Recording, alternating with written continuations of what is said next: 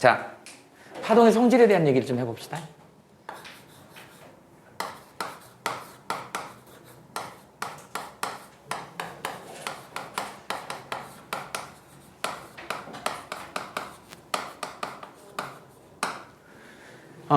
파동의 반사와 굴절.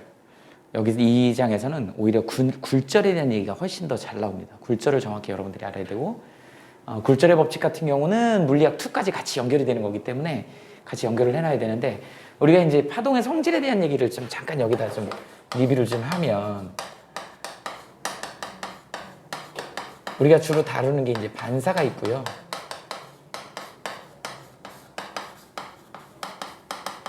리플렉션이라 그래. 그 다음에 굴절이 있어. 리프렉션이라고 합니다. 그 다음이 회절이 있어. 디프렉션이라고 그러죠. 그 다음에 간섭이 있다.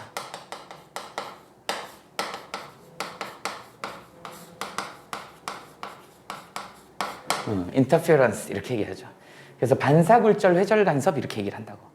이 네 개만 물리학에서 파동의 성질을 이해하시면 됩니다.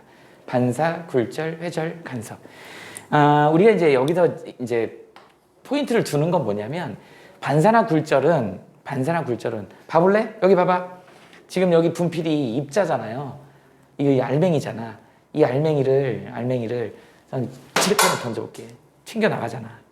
반사가 일어나죠. 내가 여기다 레이저 포인터를 이렇게 비춰봐. 그럼 레이저 포인터도 반사가 일어나. 누가 말해도, 누가 뭐라고 해도 저 분필은 입자야. 그 다음 누가 뭐라고 해도 선생님이 레이저 포인터 쏘는 레이저 빛은 이거는 뭐예요? 뭐라 그러지? 입자, 파동이야. 그러니까 입자하고 파동은 어쨌든 여기다 던지면 또는 쏘면 반사가 일어나더라는 거야. 그 다음에 이제 또 물속에다 쏘면 어떻게 되죠? 총알 물속에다 쏘면 어떻게 되죠? 핑 꺾인다고. 공기 중에서 나갈 때하고 속력이 달라지기 때문에 꺾여. 물속의 속력이 현저하게 느려져요. 그 너네 주인공들 물속으로 뛰어들면 적들이 막 총 쏴도 안 맞잖아. 근데 원래 맞을 것 같은데, 그죠? 근데 물속에 들어가면 뛰어들면 살잖아. 그죠? 물속에서 현저하게 총알이 물론 맞긴 맞을 거야. 근데 그냥 공기 중에서 맞을 때보다는 그 충격이 덜 하겠죠. 근데 아무리 생각해도 총알이 저항으로 무의미해질 정도면요, 모래 저항이라는 게 뛰어내린 주인공이라고 멀쩡하진 않을 거예요. 그 주인공이기 때문에 사는 거야. 주인공이기 때문에. 기자님은 죽지 않아요? 그러니까. 아니면 또 관통은 안 되더라도 박히겠지. 박히죠. 그러니까 더 그 독성이 심하니까 안에. 자, 그런 겁니다. 그래서 이제 그러면 굴절이 일어난다. 자, 매질의 종류가 달라지기 때문에 파동의 속력이 달라져서 꺾이는 현상을 우리는 굴절이라 그러는 거야. 그러니까 지금 돌멩이를 물속에 던지면 꺾인다고. 빛도 물속에 던지면 꺾여 보여요. 이런 것들이 굴절 현상이야. 그러니까 예나 지금이나 옛날 사람들은 다 이걸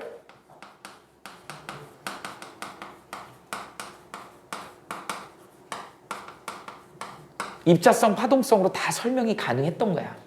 반사하고 굴절의 경우는.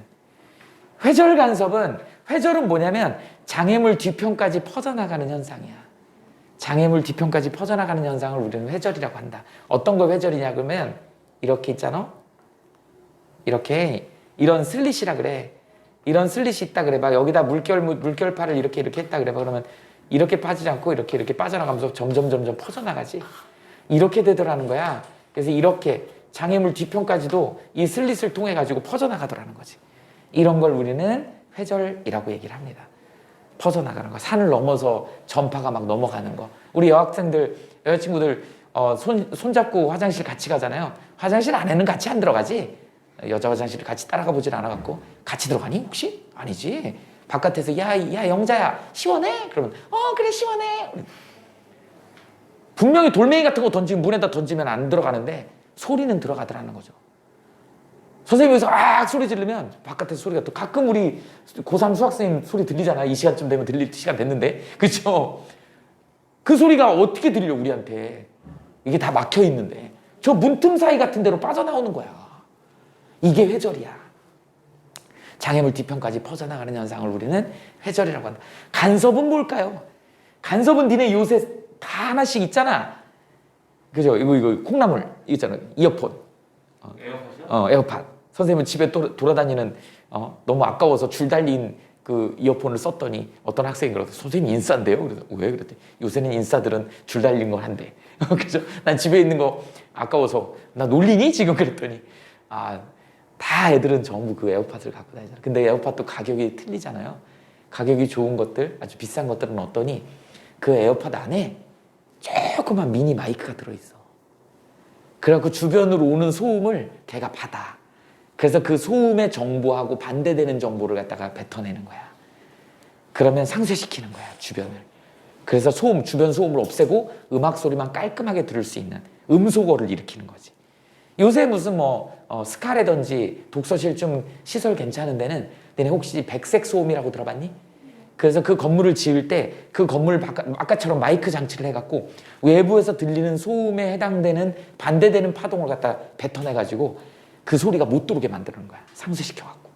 그러면 소음이 없는 거지. 이제 그런 것들이 간섭이야. 그래서 간섭에는 나중에 배울 거야. 보강 간섭이 있고 상쇄 간섭이 있더라. 뭐 이런 거에 대한 얘기를. 그러다 보니까 옛날 사람들은 이게 거의 파동성의 전유물이었다고. 회절 간섭은 파동들만 일으키는 현상이다. 이렇게 된 거예요. 그런데 문제는 뭐냐면 이렇게 우리 알고 있었던 파동의 성질이 조금 뒤에 가서 이제 후반부에 현대물리 와갖고 좀 애매모호해지더라고요. 그게 대표적인 게 누구냐면 드브로이의 물질파야. 나중에 이건 할 거예요. 그래서 유명한 물질파 공식이 람다는 운동량 P분의 플랑크 상수 H. P는 우리 배웠죠? MV죠? H. 얘를 다시 예쁘게 쓰면 루트 EM 운동 에너지다. EK 키네틱 에너지. 이렇게 쓸 수 있다. 그러니까 뭐냐면 이 파동을 나타내는 파장하고 그 다음에 여기 질량하고 속도. 그러니까 여기는 입자성에 관련된 얘기잖아. 그 다음에 여기는 파동성에 관련된 얘기잖아. 그래서 입자성, 파동성을 동시에 갖더라. 우린 이걸 갖다가 뭐라 그래? 물질의 이중성이라고 얘기를 하죠. 그래서 우리가 나중에 따질 게 뭐냐면 우리 빛은 누가 뭐래도 파동이야. 그런데 입자성도 있더라는 거지. 이중성이 있어야 되니까. 빛은 누가 뭐래도 파동성이었어. 근데 입자성도 있더라는 거지. 그게 대표적인 뭐예요?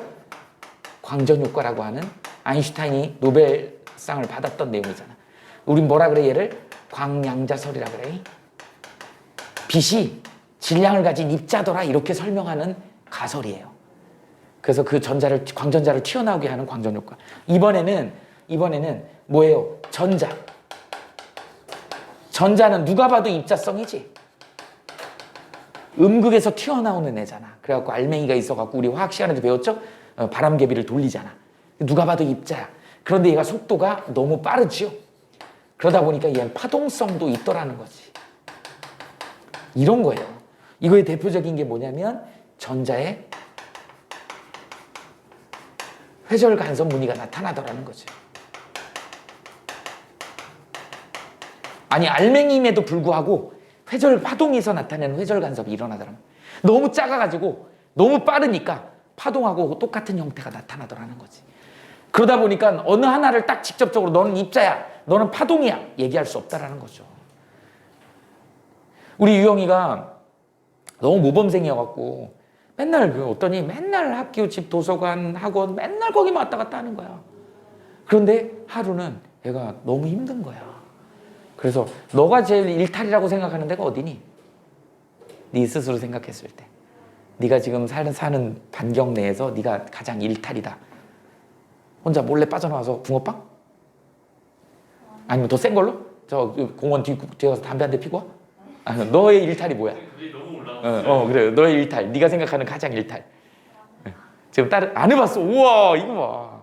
이게 학교, 집, 도서관 이게 이렇다고요. 근데 우리 정민이는 어때? 네가 스스로 생각했던 일탈. PC방? 안 가봤어, PC방도? 여기 다 모범생들만 있어. 어쩔 수 없다. 재윤이밖에 없다 너. 스트레이트만 시간 더 줘. 그래? 다들 모범생이네. 근데 한 번 정도는 일탈하고 싶잖아요. 그래서 한 번 저기 공원 뒤편에 가갖고 담배 한 대 피고 왔어. 예를 들어서. 근데 아주 긴 시간, 니네 1년 365일을 갖다가 통계를 내보면 거의 대다수는 니네는 학교, 집, 도서관, 학원밖에 안 갔다 왔어. 그리고 1회 한 번, 딱 1년에 한 번 담배 피러 갔다 온 거야. 그거를 되게 뭐라 그러지? 그거 무슨 프로그램이랑 그 앱 있잖아. 빨리 돌리는 거. 막 전부 촬영해갖고 막 빨리 움직이는 거 있잖아. 그런 앱 있는데? 타임랩스니 그게? 그런 앱이 있어. 촬영을 길게 해놓고 이게 구간을 짧게 만들어갖고 막 돌리는 거 있어. 그거 돌리면 그 긴 시간 중에 공원에 가서 담배 핀 그 짧은 시간은 거기에 기록도 안 돼. 무슨 말인지 알겠지? 그냥 니네가 마치 파동의 형태로 맨날 집, 도서관 이렇게 왔다 갔다 한 것처럼 보이는 거야.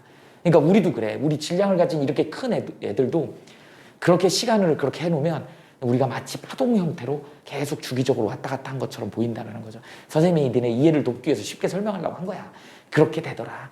그러니까 전자처럼 이렇게 가벼운 애고 빠른 애 같은 경우는 파동성을 지니더라는 거지. 우리는 그동안 입자로만 알고 있었는데 그러다 보니까 이걸 이제 전부 해가지고 물질이라고 하는 거는 이중성을 갖더라라고 하는 걸 드브로이 물질파로 나중에 이제 해가지고 나중에 이제 이게 어디까지 가는 거냐면 다 종합해서 전자현미경의 원리까지 가는 거야. 이렇게 가는 겁니다. 이거 하려고 지금 우리가 파동을 배우는 거야. 그래서 각각의 성질들을 다 규명을 하는 겁니다. 그래서 반사, 굴절, 회절, 간섭. 오늘은 굴절까지 할 거야. 자, 먼저 첫 번째 파동의 반사에 대한 얘기를 좀 해봅시다.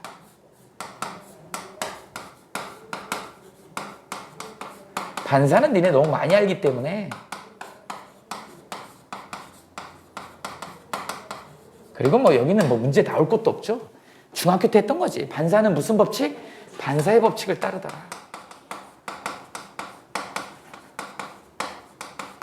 반사의 법칙 뭐 볼 것도 없죠. 반사의 법칙이니까. 법칙은 그냥 따르라고 하는 거지. 어떻게 되는 거지? 각 i하고 반사각 i 프라임이 같더라. 우리 이렇게 수식으로 표현하지? 본 적 많죠? 반사의 법칙은 이렇게 표현합니다. i는 입사각이고 i 프라임은 반사각이야. 그래서 반사는 어떤 식으로 일어나냐면 이게 거울면이요. 우리 이제 파동에서는 법선을 그리는 게 되게 중요한데 이거 거울면이다. 거울면에 자 수직인 선을 가상으로 그려. 우린 얘를 갖다 뭐라 해? 법선이라고 하는 거야. 그래갖고 여기다가 이제 빛을 쏜다고요.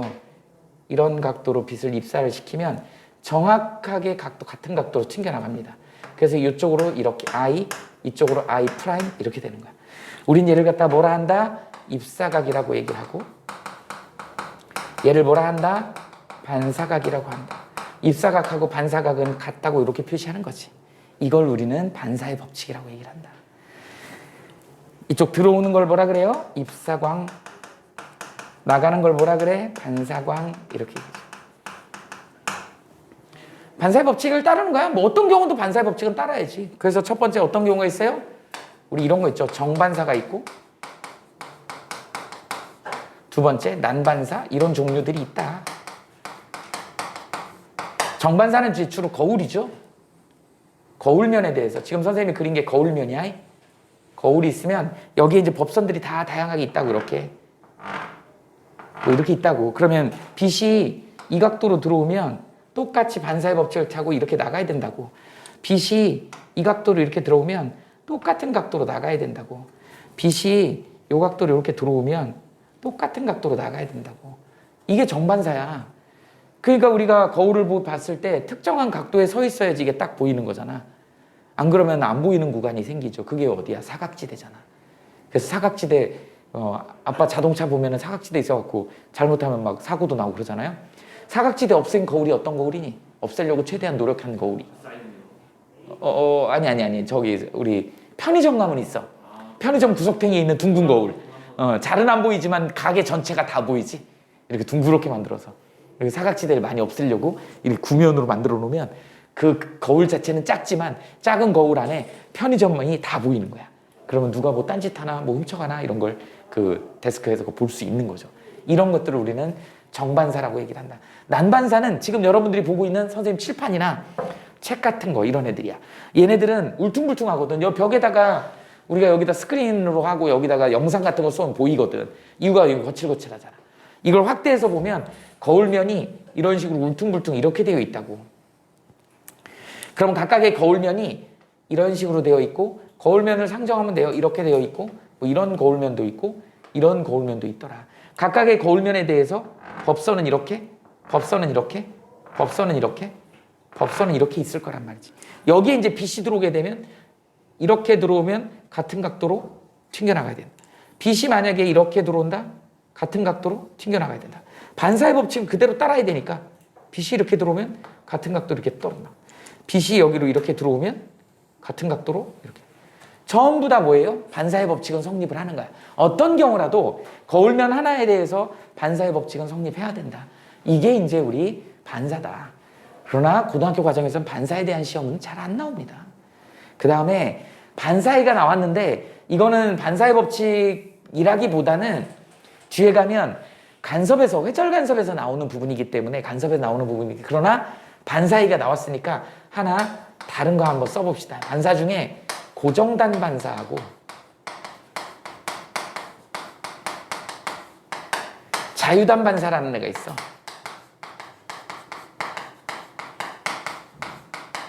나중에도 한번 하겠지만 반사라는 용어가 나왔기 때문에 선생님이 고정단 반사, 자유단 반사. 이거는 반사의 법칙하고는 관련이 없고요. 뭐에 대한 얘기냐면 먼저 첫 번째 고정단 반사는 우리 앞부분에서 배웠지? 소한 매질에서 밀한 매질로 들어갈 때야. 이럴 때 튕겨져 나오는 반사를 우리는 고정단 반사라 그래. 소한 매질이면 속도가 빠르다가 빠른 매질에서 느린 매질로 가다가 부딪혀가지고 튕겨나오는 반사를 얘기하는 거야. 그래서 선생님이 줄파로 설명해 볼게. 줄이 이렇게 얇은 줄이 있고 두꺼운 줄이 있어. 이렇게 상정을 해볼게. 그래서 이 얇은 줄에다가 파동을 이렇게 입사를 시키는 거야. 이 파동을 오른쪽으로 입사를 시켰더니 갑자기 두꺼운 두꺼운 줄을 만난 거지. 그럼 턱 하고 부딪히겠지? 그럼 어떻게 투과파는 통과되겠죠. 같은 위상으로. 이런 걸 같은 위상이라 그래. 그래서 윗방향으로 볼록 올라온 애들이 투과하죠. 이걸 투과파라 그래. 이거 입사파라고 하죠. 그래서 입사파의 파의 형태가 그대로 투과파에, 그러니까 여기는 그대로죠. 파의 위상이 동일하다 이렇게 표현합니다. 근데 여기서 부딪혀가지고 튕겨나가는 애가 반사파거든. 반사파는 툭 부딪히니까 어떻게 된다? 반대로 튕겨나와. 이렇게 나갑니다. 이게 반사파야. 이 반사파는 입사파의 위상에 180도로 휘가닥 바뀌는 거야. 이걸 우리는 뭐라 그런다? 고정단 반사라고 그런다. 그러니까 이런 반사들은 어떻게 된다? 파형이 반대로 바뀌어갖고 나오는 거야. 그 다음에 이거는 참고로 써놓으세요. 나중에 어차피 할 거니까. 반사란 이름이 나와서 선생님이 써주는 거야. 자유단 반사야. 자유단 반사는 밀한 매질에서 소한 매질로 반대로 가는 거야. 그러니까 예를 들어서 어떤 거냐면 여기 이제 이번에는 두꺼운 줄파에서 얇은 줄을 만난 거지. 얇은 줄을 만나면 투과파는 똑같이 들어갑니다. 이게 이렇게 입사하면 투과파는 똑같이. 그런데 반사파가 어떻게 되면 여기서 한번 휘가닥 뒤집혀서 같은 위상으로 돼갖고 나가는 거야. 이게 반사파의 특징이야. 그래서 자유단 반사는 어때요? 반사파가 입사파하고 위상이 동일하게 나가더라는 거죠.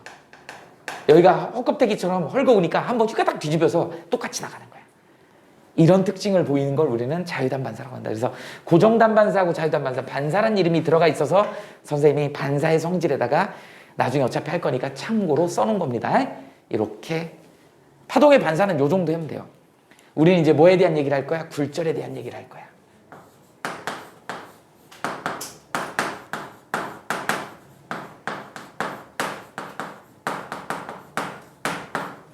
굴절은 리프렉션이라 그래.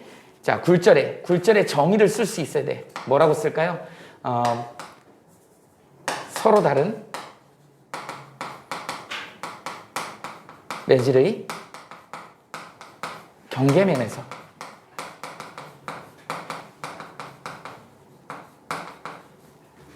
파동의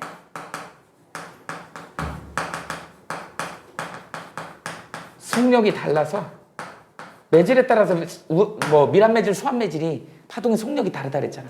그래서 어떻게 된다? 꺾이는 현상을 우리는 굴절이라고 하는 거야. 앞부분에 선생님이 살짝 설명했어. 어떤 굴절이 있냐면 봐봐. 우리가 익숙하고 알고 있는 경계를 한번 그려볼게. 이렇게 해서 우리 1매질이라고 하고 여기를 공기라고 할게요. 여기를 2매질이라고 그래. 여기 물이라고 할게요.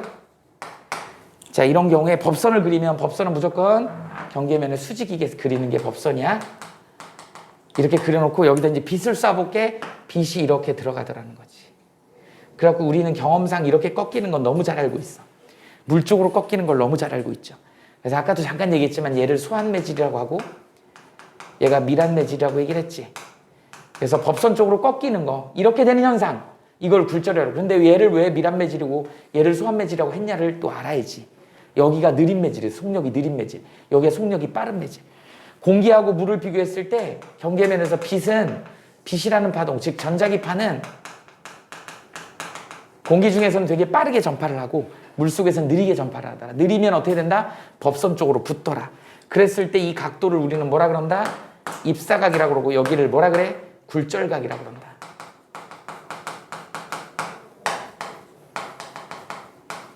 이렇게 되더라.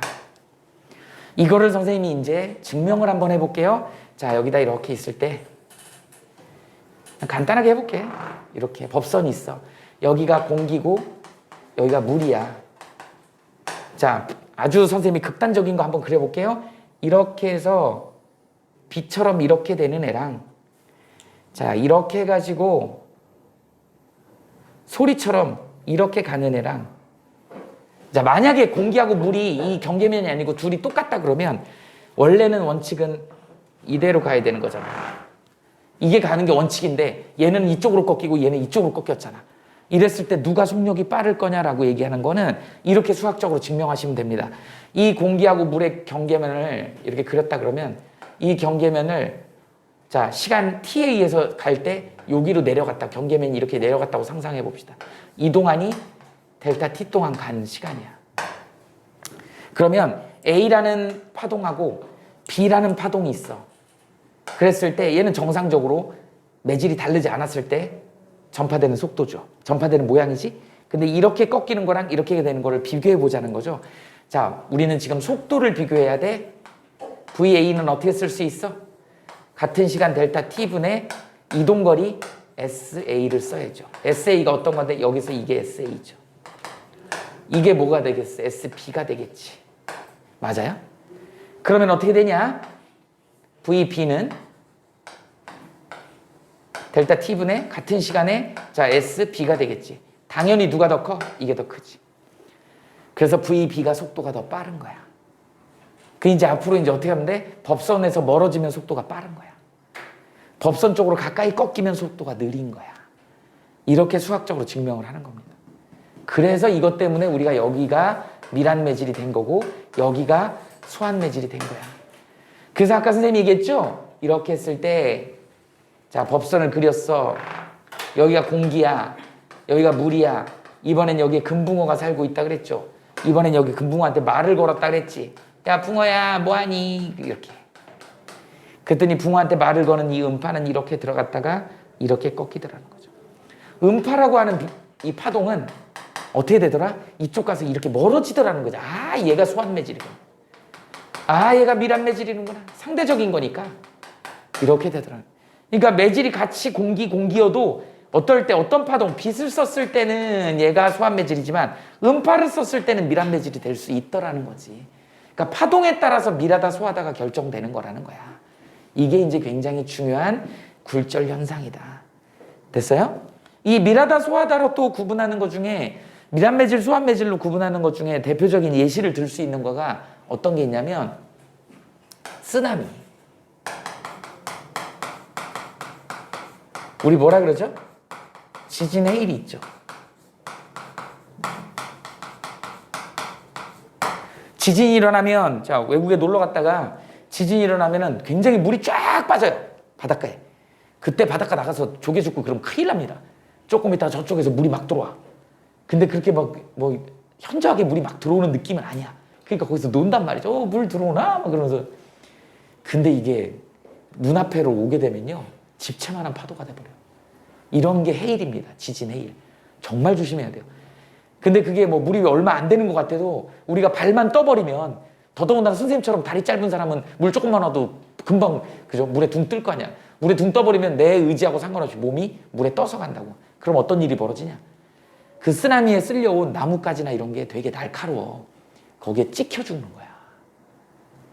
익사로 죽는 게 아니고 거기서 쓸려온 그런 막 가재도구 막 이런 쓰레기 같은 거에 찍혀서 죽는 거야. 우리 피부가 얼마나 약하냐.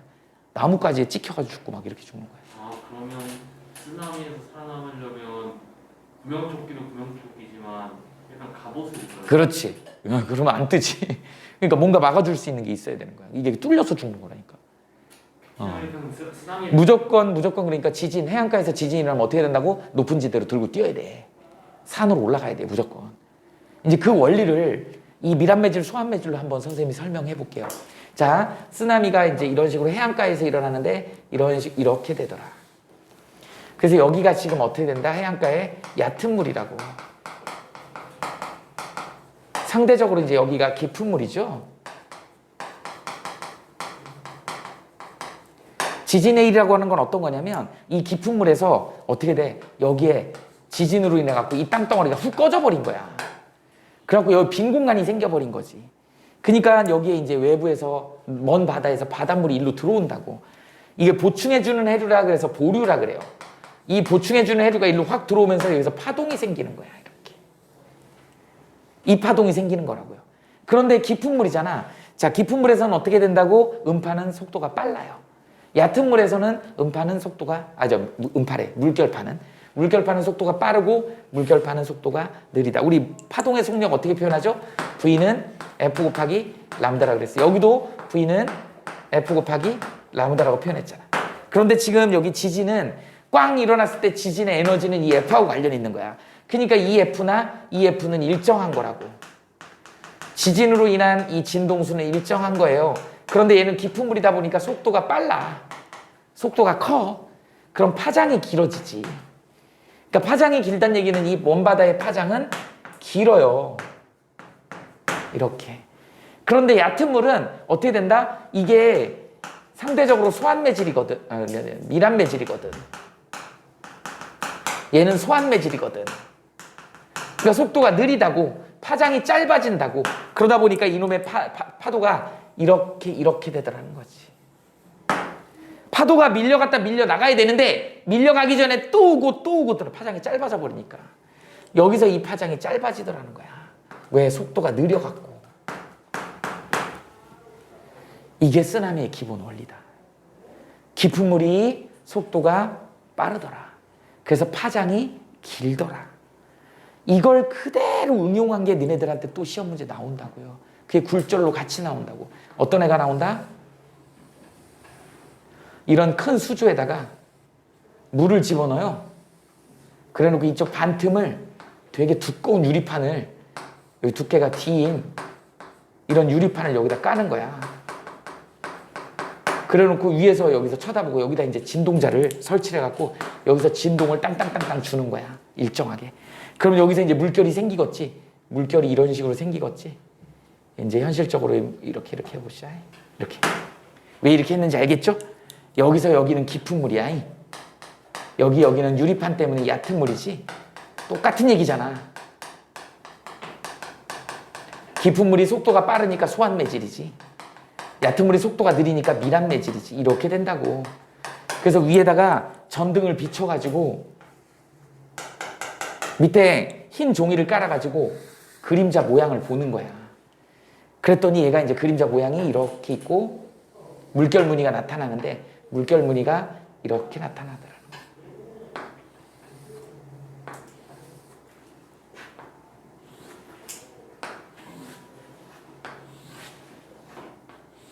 이렇게 나타나더라는 거야. 니네 딱 봐도 여기서 여기 파장이 여기서 여기 파장보다 훨씬 길잖아.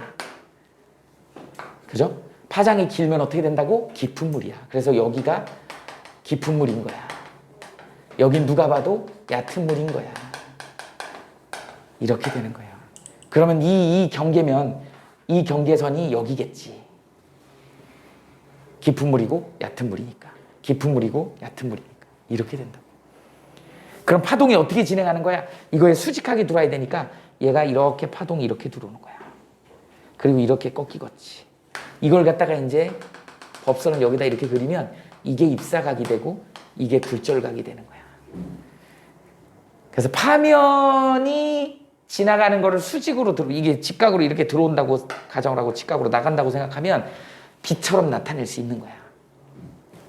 그래서 입사각하고 굴절각을 표시할 수 있는 거야.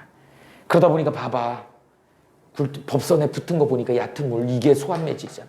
밀합매질이잖아. 이게 소환매질이잖아. 밀합매질이 속도가 느리니까 어떻게 법선 쪽으로 붙었잖아. 이런 걸 증명할 수 있어야 되는 것이지. 이게 물결파에서의 굴절입니다. 물결파의 굴절을 설명할 수 있는 게 밀합매질, 소환매질로 속력의 차이로. 이건 진동수가 일정하잖아. 이럴 땐 진동수, 지진도 진동수가 일정하지. 그러니까 속력에 따라 뭐가 변하는 거야? 파장이 변하는 거야. 그래서 물결파 같은 경우 파장이 길면 거긴 깊은 물이야. 파장이 짧으면 얕은 물이야. 이걸 굳이 I하고 R로 나타내고 싶으면 직선으로 직각으로 들어오는 선을 그려가지고 법선 그려서 이루는 각도 입사각, 이루는 각도 굴절각 이렇게 계산해주면 된다. 이게 바로 파동의 굴절에 대한 얘기입니다. 그럼 파동, 이게 물결파만 굴절이 있는 게 아니고 뭐도 있을까요? 우리 옛날에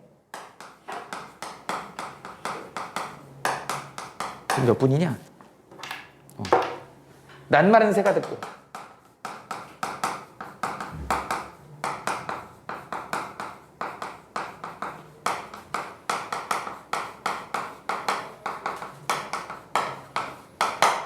네. 이거 무슨 뜻이냐? 낱말은 새가 듣고 반말은 쥐가 듣는다. 낮에는 이렇게 가니까 새가 듣고 밤에는 이렇게 가니까 쥐가 듣는다. 아니 원래 뜻이 무슨 뜻이냐? 어디 있는지 귀가 있다. 그렇지. 벽에도 귀가 있다 뭐 이런 서양 속담이 우리나라 속담이 이게 있어. 입 주둥아리 함부로 놀리지 말라는 거야. 입 함부로 얘기하지 말고. 너 그런 거 있잖아. 이거 비밀인데 그럼 그렇게 얘기하는 순간 비밀이 아니잖아. 친구들 중에 그런 사람들 있죠. 특히 너네 요새 학폭이 유행이고 비대면 수업하다가 대면 수업으로 바뀌다 보니까 이제 애들이 그러니까 익숙하지 않은 거지. 사회생활이 익숙하지 않은 거야, 니네도. 애들이요 지금 망고 애들이 지금 이게 핀트가 좀 돌았어요. 그래? 애들이 지금요 온라인 수업하면서만 있다가 오프라인 나오니까요. 그렇지. 그렇지. 그럴 수 있어. 맞아. 보통 우리가 흔히 생각하는 남고 수비가 이 정도. 지금 저희 신송고 수비는 여기에. 그래. 살고 싶어요. 살고 싶어요. 충분히 그럴 수 있어. 그게 지금 적응을 못 하고 있는. 그러다 보니까 애들하고의 관계도 되게 막 이상해졌어요. 그래갖고 학폭도 많이 그런 사건들도 많이 있고. 너네 또 말 때문에 되게 서운해하잖아. 제가 막 그거 전달을 해갖고 문제가 일으키는. 그러니까 사실은 전달하는 사람이 더 나빠. 어떤 의도로 전달하는지는 모르겠어요. 야 이거 비밀인데 제가 저런 얘기했다? 그러면 이게 해석할 때마다 다르게 해석이 되기 때문에 그 당사자가 그 자리에 있었으면 별거 아닌 일일 수도 있어. 근데 그걸 옮겨버리면 이상하게 해석이 된다고. 그러면 이제 문제가 생기는 거야. 그러니까 비밀이라고 얘기하거나 그러지 마세요. 다 듣고 누군가가 듣고 또 이상하게 전파한다고. 말 함부로 하지 말라고 하는 뜻이야. 낱말은 새가 듣고 반말은 쥐가 듣기 때문에. 근데 이게 굉장히 파동에서의 과학적이더라라고 하는 얘기를 하고 싶은 거야. 자, 이 얘기를 좀 해볼게요. 그 중에서도 이게 지금 소리에 대한 얘기이기 때문에 음파의 속력을 알아야죠. 속력이 온도에 따라 다르더라는 거죠. 그래서 우리는 V는 331 플러스 0.6 T다. 이 T가 도시예요. 이렇게 된 이런 공식이 있어. 이게 음파의 속력이 우리가 보통 340 진공 속에서 공기 중에서 340m/s 한 25도 집어넣어봐. 그러면 보통 통상 우리가 340m/s의 음파의 속도를 얘기하잖아요. 그 근데 실제는 이렇다. 온도가 올라가게 되면 당연히 속도가 빨라진다. 속도가 빨라지면 뭐죠? 소환내질이다. 그러면 선생님이 한번 낮하고 밤을 한번 예시를 들어볼게. 낮에는 태양이 장렬을 하죠. 밤에는 이제 달이 뜨죠. 이렇게 되지. 나눠봅시다. 여기가 지표면이야. 지표면이야. 이렇게. 낮에 이제 여기를 선생님이 구간을 한번 나눠볼게. 요렇게 한번 나눠볼게요. 조금 연속적일 수도 있는데 그냥 한번 두 개로 나눠봅시다. 낮에 햇빛이 비추면 지표면의 온도가 굉장히 높다고. 그러니까 이 주변의 공기가 온도가 높을 것이야. 상대적으로 상공의 온도가 낮을 것이야. 이렇게 된다. 그럼 법선이 어디야? 이매질하고 이매질의 법선이 여기죠? 이렇게. 자, 그럼 어떻게 된다고? 온도가 낮아져. 온도가 높아. 여기서 소리를 질러. 집어넣어. 그러면 온도가 낮아지면 어떻게 되죠? 속도가 느려지지. 느려지면 어떻게 돼? 밀합매질이지. 밀합매질이면 어떻게 된다 그래서? 법선 쪽으로 꺾이죠. 그래서 낮에 똑같은 각도로 는 소리는 위로 퍼져 올라가더라고요. 그래서 위로 퍼집니다. 반면에 밤은 어떤 일이 벌어지냐? 밤은 땅이 빨리 식어버려. 그러니까 여기가 온도가 낮아. 상대적으로 여기가 온도가 상공의 온도가 높을 수 있죠. 그럼 똑같이 법선을 그려.